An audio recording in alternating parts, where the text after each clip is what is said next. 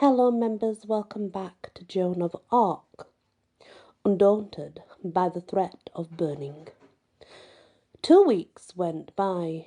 The 2nd of May was finally come. The chill was departed out of the air, and the wild flowers were springing in the glades and glens.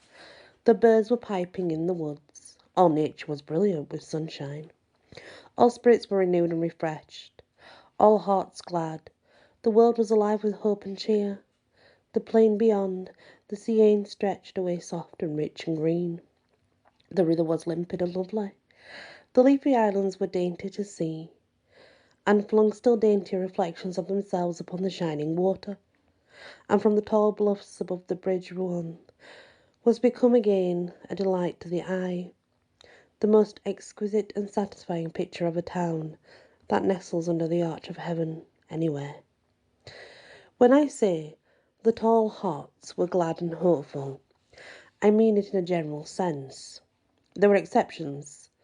We who were friends of Joan of Arc, also Joan of Arc herself, that poor girl, shut up in that frowning stretch of mighty walls and towers, brooding in darkness, so close to the flooding downpour of sunshine, yet so impossibly far away from it, so longing for any glimpse of it, yet so implacably denied it by those wolves in the black gowns who were plotting her death and the blackening of her good name. Couchon was ready to go on with his miserable work. He had a new scheme to try now. He would see what persuasion could do, argument, eloquence, poured out upon the incorrigible captive from the mouth of a trained expert. That was his plan. But the reading of the 12 Articles to her was not a part of it. No, even Couchon was ashamed to lay that monstrosity before her. Even he had a remnant of shame in him, away down deep, a million fathoms deep, and that remnant asserted itself now and prevailed. On this fair 2nd of May, then, the black company gathered itself together in the spacious chamber of the end of the great hall of the castle, the Bishop of Beauvais on his throne, the 62 minor judges massed before him, with the guards and recorders at their stations, and the orator at his desk. Then we heard the far clank of chains. Presently Joan entered with the keepers and took a seat upon the isolated bench. She was looking well now, most fair and beautiful after a fortnight's rest from wordy persecution. She glanced about and noted the orator. Doubtless she divined the situation. The orator had written his speech all out, and had it in his hand, though he held it back of him, out of sight. It was so thick that it resembled a book. He began flowing, but in the midst of the flowery period his memory failed him, and he had to snatch a furtive glance at his manuscript, which much injured the effect. Again this happened, and then a third time. The poor man's face was red with embarrassment. The whole great house was pitying him, which made the matter worse, and Joan dropped in a remark, which completed the trouble. She said, "Read your book, and then I will answer you." Why, it was almost cruel the way those mouldy veterans laughed. And as for the orator, he looked so flustered and helpless that almost anybody would have pitied him, and I had difficulty to keep from doing it myself.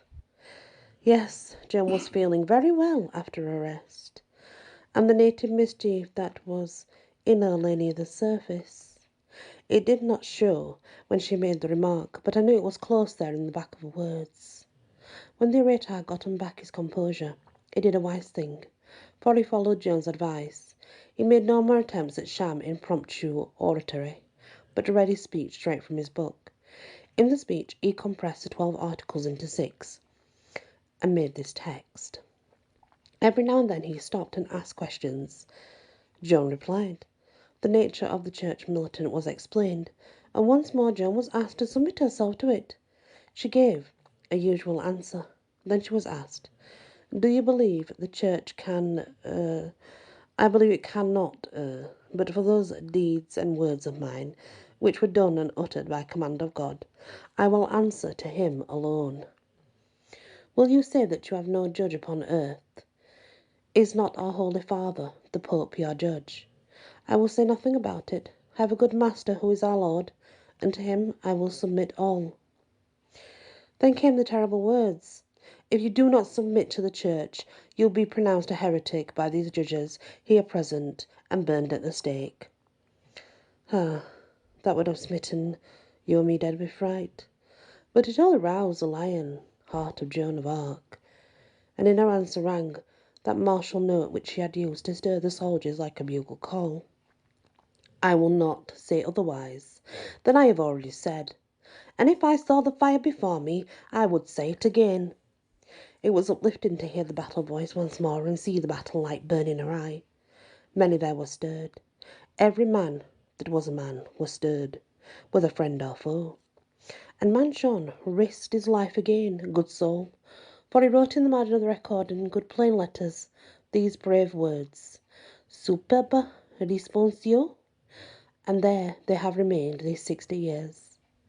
And there you may read them to this day. Superbe responsio. Yes, it was just that. For this superb answer came from the lips of a girl of 19 with death and hell staring in her face. Of course, the matter of the male attire was gone over again, and as usual, at wearisome length. Also, as usual, the customary bribe was offered. If she would discard that dress voluntarily, they would let her hear Mass. But she answered as she had often answered before. I will go in a woman's robe to all services of the church, if I may be permitted, but I will resume the other dress when I return to my cell. They set several traps for her in a tentative form. That is to say, they placed suspicious propositions before her and cunningly tried to commit her to one end of the proposition without committing themselves to the other. But she always saw the game and spoiled it. The trap was in this form.